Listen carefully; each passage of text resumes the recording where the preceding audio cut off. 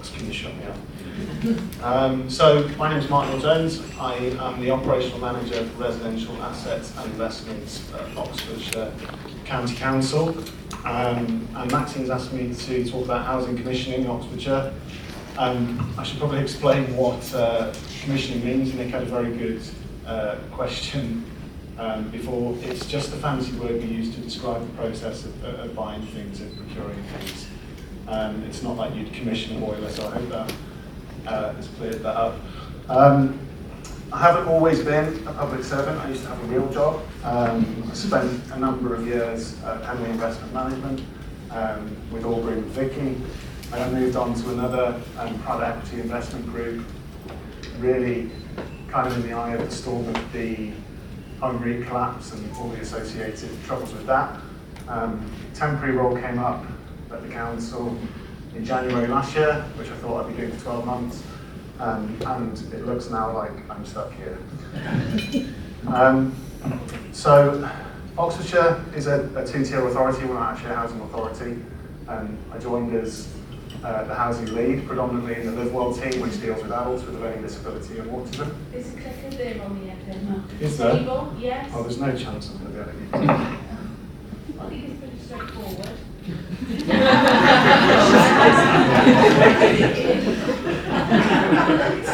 I've forgotten how to use technology like this. We don't do this anymore. Right. Okay. So we're a two-tier authority. We don't actually have a housing responsibility. We do look after. We do have obviously responsibilities to look after people with learning disability and autism in what we call our Live Well team. We've also got our Start Well team, which is children's services, and then Age Well, which, as you can probably guess, is older people. So we've got around 965 beds across 306 properties in Oxfordshire for people with a learning disability and or autism. We've got 34 support providers, I can't remember what I wrote now, so I'm going to have to read, and 26 landlords. Chrysalis are our fourth largest specialist landlord, but to give you an idea of just how fragmented Oxfordshire is, they've got around 6% of our beds. So we've got a lot of landlords with quite a few beds, and then we've got one or two that have got probably too many. I'm not allowed to have favourites, but I can say that Chrysalis are probably in our top 4% of landlords within Oxfordshire, for those of you that are good with maths. The standard of the properties that Chrysalis deliver for us is very, very good, and in some cases head and shoulders above what we see across the county. The engagement that we have is very, very good. I know that if Chrysalis are bringing a scheme forward on our behalf, it'll be done very, very well. I don't need to be involved. There won't be too many problems. And that's a credit really to everyone in this room. The standard that we receive from you is very, very high indeed. In terms of the types of accommodation that we've got quite a high number of what we call complex needs clients that can't share very, very easily. But for a local authority, we don't utilise flats that much. We try and give people everything that they want, and everybody wants a bungalow with a massive garden or half an acre. So we've got quite a high amount of that stock. We've also got quite a lot of kind of larger 4-bed plus schemes as well. We've got a traditional housing delivery model. That means it's 100% private sector led. It's the developer, I'm not allowed to say aggregator is a dirty word, housing association and private finance from the likes of Henley and others that have traditionally kind of delivered housing within county. And the one thing that I think we do very, very well is co-production. We co-produce absolutely everything. We co-produce some of our co-production groups. I think we've got people from housing associations, support providers, experts by experience, people that are living in these properties and accessing the services that we provide, actually telling us how we can do it better. So I'm just going to take you over some of the kind of challenges that we have when we're talking about commissioning housing. We don't actually commission housing, we commission care support and supervision. The housing is just something that kind of happens on the side. So I've been here since January. I was the first housing resource to come into the council. It's probably worth considering when you're dealing with a two-tier authority they won't have housing people. And we've never had housing people until I turned up, which means all of the things that we need to deal with are being managed by the adult social care commissioners, who are very, very busy indeed. So there have been a number of challenges kind of coming into the council, certainly from the private sector, and I'm going to sort of take you through some of those, how we're thinking about them, and then what we're doing going forwards. So performance issues and delays to delivery, this tends to be with developers. Some are better than others, some start well and then go bad. It's really, really frustrating because we have a huge mobilisation effort when we launch a new scheme. The mobilisation team put a bunch of things in place. It's kind of like a train without brakes. Once it's started, it can't be stopped. And then if we have got these last minute issues, concrete's down the drains, they're on top of fire doors. Touch those schemes, by the way. No, they weren't. No, it's worth noting they were other developers that we no longer work with. But they have caused a huge amount of issues. And the main issue that we've got is we have no control.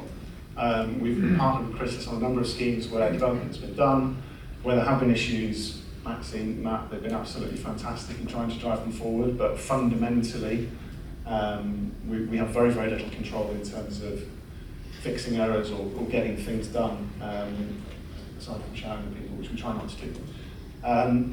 Voids are a big challenge.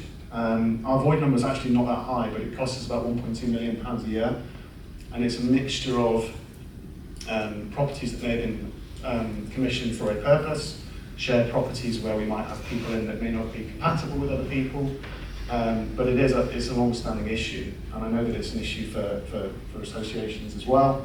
We don't want empty rooms. It costs a lot of money. The challenge really for us is how do we fill these rooms effectively? We've got a team of brokerage staff who do not know the personal details of all the people that are on our wait list. They also don't know what the rooms and the properties are looking like. So something that we're kind of going to be implementing over the next few months is a matching tool to take away the requirement for them to have that knowledge, because we could never ask any particular brokerage officer to know who everyone is and know what every property looks like. It's too much information. Repairs, adaptations and design. So I think we spent about £400,000 on repairs last year. Repairs are not something, when they've been caused by tenant damage, they're not something that you can get back from housing benefit. So there's normally a conversation with the local authority that asks us to pay for them. I've just spoken to Vicky before I came up here. Someone's taken some of her roof off this morning, which I'll have to go and sort out this afternoon. And that ultimately is a cost that will need to be met by the local authority, because we can't ask the landlord to cover the cost because there's no way for them to recover it. Adaptations are a challenging one. We're trying to be flexible, we're trying to reuse buildings wherever we can. A lot of the times we'll ask our landlord if they mind inserting a bedroom here or changing a window there. The answer is normally no, which means we've ended up doing it and we've ended up paying for it as well. And the design of the building is really important. It's difficult trying to strike the balance between something feeling like a home and something being robust enough to kind of stand up to scrutiny. We're getting better at it, we're learning all the time. Everything that we do, we try and iterate and make sure that the lessons we learned in the last scheme go into the new one. Diminishing value and unmet need. Where is the money? There has been no money from the private sector coming to Oxfordshire since, was it October? We haven't had a single scheme delivered by the private sector since October. We have got huge needs, and there's no money. What that does mean is that money is turning up, and it's the wrong type of money. We're seeing a lot of small family offices or pseudo-family offices turn up with very, very unrealistic expectations of yield. But then if we have need, we need to go with that. And it might cost 8, might cost 9% to bring a scheme forward. But if we've got someone who's been in hospital for 2 years, we've identified a property and we've got a means to deliver that. At the moment, we haven't really got any choice. Adaptability. This is both in terms of the types of property that we've got and the type of things of stock that we've got. We are trying, and we do try, to reconfigure buildings where we can to make them flexible, Another big part of adaptability is emergencies. There is always an emergency. It's normally 4 o'clock on a Friday afternoon. Somebody's normally been unexpectedly released from prison that day. Make of that what you will, but we need to find somewhere to house them and to keep them safe.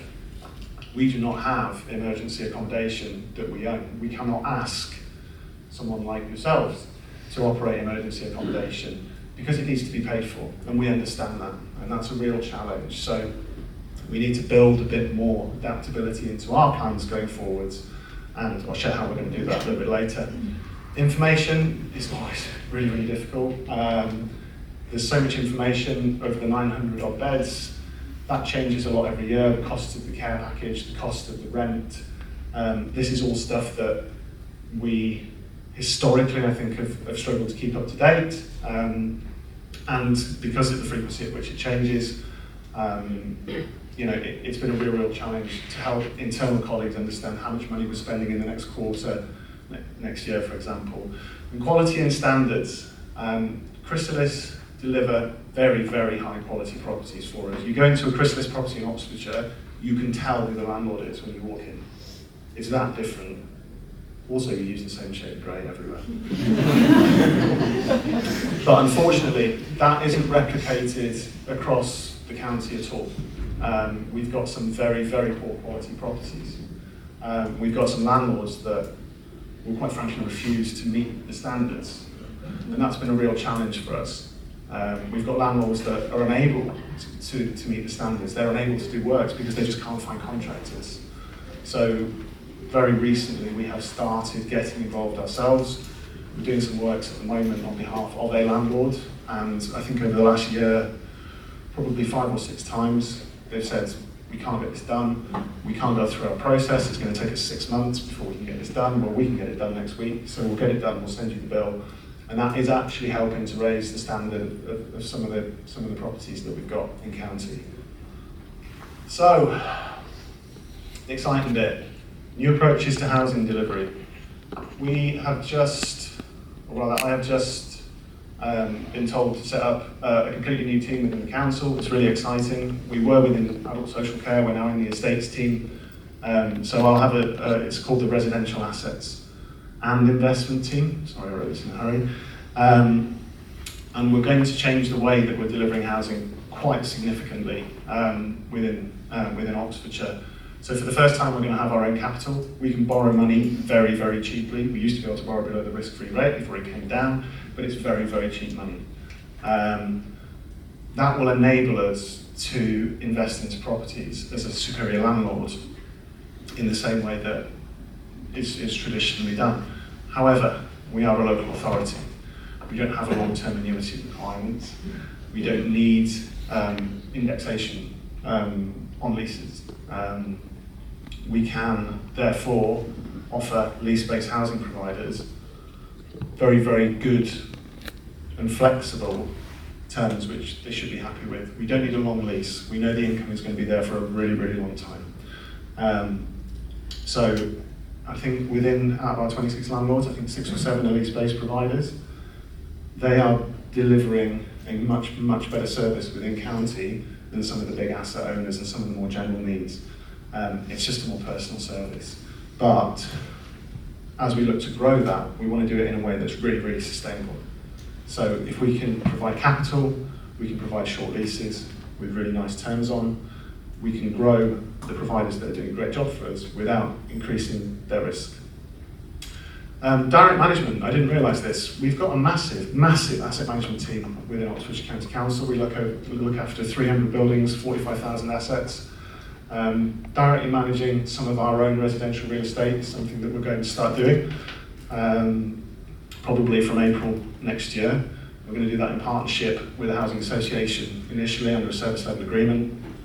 But on the housing association front, watch the space, because that's something that is in the pipeline for the next 3 to 5 years. We're acquiring a lot of portfolios as well. There's a lot of stock within Oxfordshire that are owned by various health bodies. They don't want to dispose of it. And we've got landlords and we've got operators that no longer actually want to manage it. So we'll take that because it's free. And when the underlying real estate is free, when your acquisition basis is very, very low, you can invest behind the development, the refurbishment of all these properties, and you can actually deliver very, very good value for money. So we're looking to acquire a number of portfolios over the course of this year. We've got 30 beds coming on in Q4. We're actually delivering a safe space project as well, using an existing NHS site.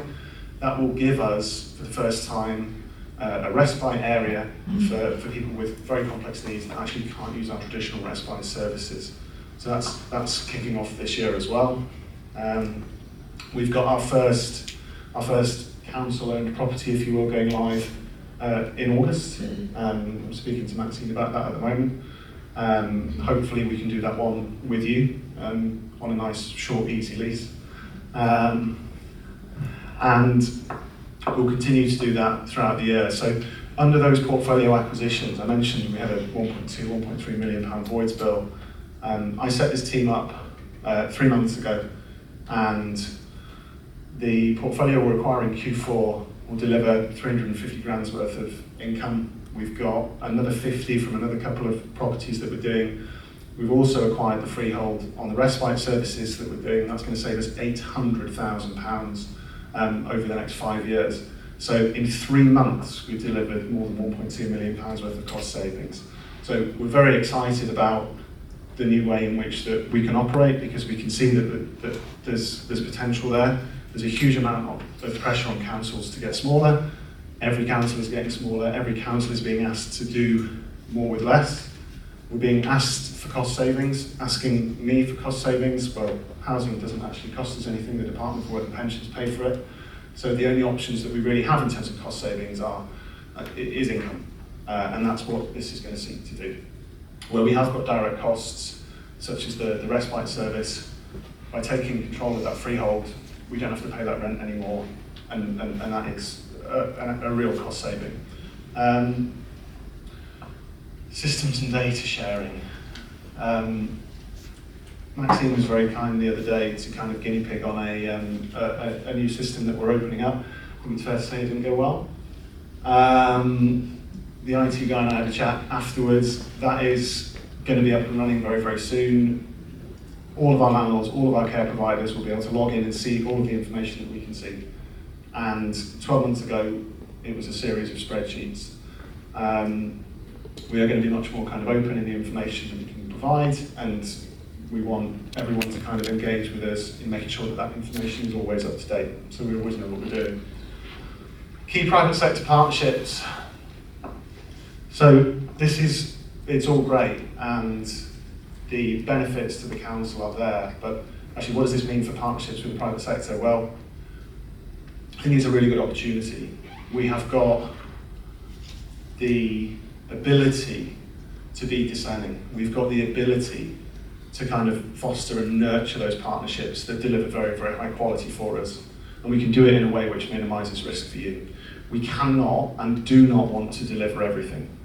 The likelihood is we will probably end up delivering the stuff that you don't want and the stuff that the funds don't want. I'll give you an example of a complex needs scheme we're looking to bring forward. 4 units of single service user accommodation that's going to cost around £5 million. That isn't something that we could traditionally go to the private market for. The investment value is too great versus the resultant asset value. So for our private sector partnerships, we can be a little bit more discerning. We've got 25, 26 landlords. We've had conversations with a few around performance, and we've been quite open, quite honest, and quite collaborative. Some of them don't want to do it anymore. This isn't their bag. They kind of did it as a favour to the council a few years ago, but actually this doesn't fit their business model. It's really difficult to do, and actually they want out. So the conversation is, let's take you out. No hard feelings. And what will happen over time with the recruitment of this new team, I've got an operational lead starting at the end of June, which I'm really excited about. We've got a development manager and an asset manager coming on board as well as a housing officer. We're going to start to get much more involved with our private sector partners, and we will be engaging much more frequently. We'll be asking much more in terms of the properties, the standards, the compliance, So the engagement is going to increase, and the partners that are delivering consistently and delivering well, quality will have a lot of opportunities to grow. We have got an open door policy at Oxfordshire. We will work with absolutely anybody if you want to work here and if you can deliver to that standard. So there will be a huge amount of opportunity. We know what the need is, we know what the demand is. There's a huge amount of opportunity to work with us and also grow with us as we get more discerning and as we move to a kind of leaner business model. Does that make sense? Any questions? Mega. Thanks.